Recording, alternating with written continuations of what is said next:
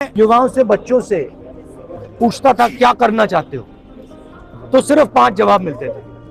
मतलब 99.99% लोगों ने मुझे बस 5 जवाब दिए, lawyer, doctor, engineer, IAS, IPS या फिर पुलिस और आर्मी। शायद एक लड़की मिली जिसने कहा कि मैं अपना बिजनेस चलाना चाहती हूँ, तो इसलिए मैंने सोचा कि मैं आज डायरेक्टली आपसे आगे थोड़ा पूछ लूं, आपकी एस्पिरेशन क्या है, क्या कर रहे हो, क्या कोशिश कर रहे हो, क्या मुश्किलें हैं, ये मैं समझना चाह रहा था, क्योंकि आप उन 5 में से एक या दो हो। सर सिस्टम में 2-3 जगह खामी है। पहले तो एजुकेशन, हम सर ग्रामीण भूमि से आते हैं, मैं यूपी का हूँ, पूर्वी यूपी का। कहाँ के बाद? बनारस। तो सर वहाँ सिस्टम ये दिक्कत है सर कि हम कंप्यूटर ही छुए इंटर में आए, देखे आपको कि कंप्यूटर क्या होता है, तो हमारे लिए आईटी सेक्टर खत्म।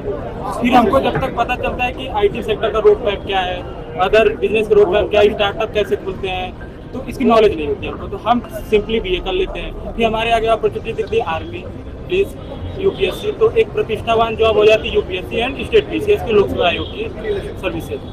आप सब ने ये डिसीजन लिया है कि आप कॉम्पिटिटिव एग्जाम में जाना चाहते हो। ये जो डिसीजन आपने लिया है, ये आपका डिसीजन है या समाज का डिसीजन है या मामा पापा का डिसीजन है या भाई का डिसीजन, किसका है? आपका है। समाज का डिसीजन, हाँ, समाज का है। अगर हमें समाज को अपने ग्रोन अप करना है तो उसके लिए हमें कॉम्पिटिटिव एग्जाम तो क्लियर करना ही पड़ेगा। उसी के चलते एक रास्ता बचता है हमारे पास कि हमारे पास एक अच्छी सैलरी हो और हम अपने आने वाली पीढ़ी को या फिर अपने सराउंडिंग को ग्रोन अप करा सके। होना नहीं चाहिए। मान लो आपने ये कॉम्पिटिटिव एग्जाम किया और किसी ना किसी कारण आप पास नहीं हुए, तो फिर बैकअप क्या है? बैकअप है? No backup. बट आप लोग यंग जनरेशन हो बॉस, अगर आप लोग ये काम नहीं करोगे तो कौन करेगा? प्लान भी नहीं, क्लास के पास किसी के पास नहीं होना चाहिए। सर एक्चुअली वो लाइफ पास और मिडिल क्लास के पास प्लान भी होता नहीं, या तो हम सर एग्जाम क्लियर करेंगे तो हमारी शादी। शुरू करने से पहले प्लान बी के बारे में क्यों सोच रहे हैं? भैया, हाँ, मेरा यही आपकी एज क्या है? 21 पे आप कह रहे हो कि मुझे ऑप्शन भी नहीं चाहिए, मगर मेरी जिम्मेदारी है कि आपको ऑप्शन भी मिल जाए। जॉब क्रिएशन से बहुत सर लोकसेवा आयोग यूपी स्टेट सर 500 वैकेंसी जाती थी सर, 10 लाख अप्लाई करने वाले लोग हैं, सीट है सर मात्र 175। अप्लाई करने वाले तो लोग जो है लेकिन सीटें लगातार लगते जा रही हैं और जो कि लड़के जितने भी उसमें कोशिश कर रहे हैं वो या फिर प्रेशर हो रहा है लगातार कि सुसाइड रेट इंडिया में।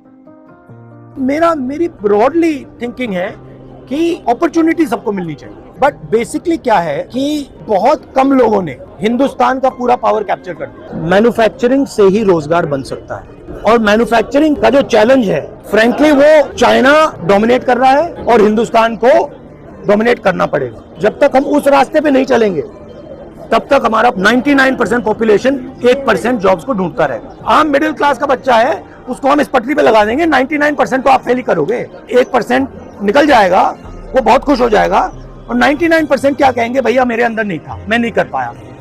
मगर ये झूठ है, आप में कोई कमी नहीं है। अगर मैंने 100 बच्चों को यहाँ बैठा दिया और कहा कि भैया आप में से एक बचेगा, 99 की ठीक है, 10 की गलती हो सकती है, 15 की हो सकती है, 20 की हो सकती है, बट 30, 40, 50% की तो नहीं हो सकती।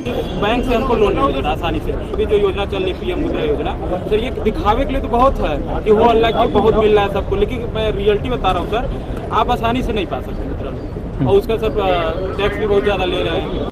1% वाले पे बात करना है, जैसे बिजनेस अगर हम जाना भी चाहें तो फंड नहीं है मिडिल क्लास फैमिली के, और अगर फंड भी दे दे गवर्नमेंट तो उसको लेने पाने के लिए इतनी नॉलेज नहीं, कहाँ से लेंगे, और गवर्नमेंट भी ऐसा तरीका भी नहीं बताता कैसे ले पाएंगे। अगर आप हिंदुस्तान के बैंकिंग सिस्टम को देखो, आपने कहा कि हमें बैंक लोन नहीं मिलता, आपने कहा कि मुद्रा लोन मतलब प्रयास है, उसको मिलता होगा, प्रोसेस नहीं है, वो ठीक है। मगर अगर आप देखें तो 10-15 लोग हिंदुस्तान के पूरे बैंकिंग सिस्टम को कंट्रोल करते हैं, ठीक है, उनका बिजनेस फेल हो, सक्सीड हो, कुछ भी हो, कोई फर्क नहीं पड़ता।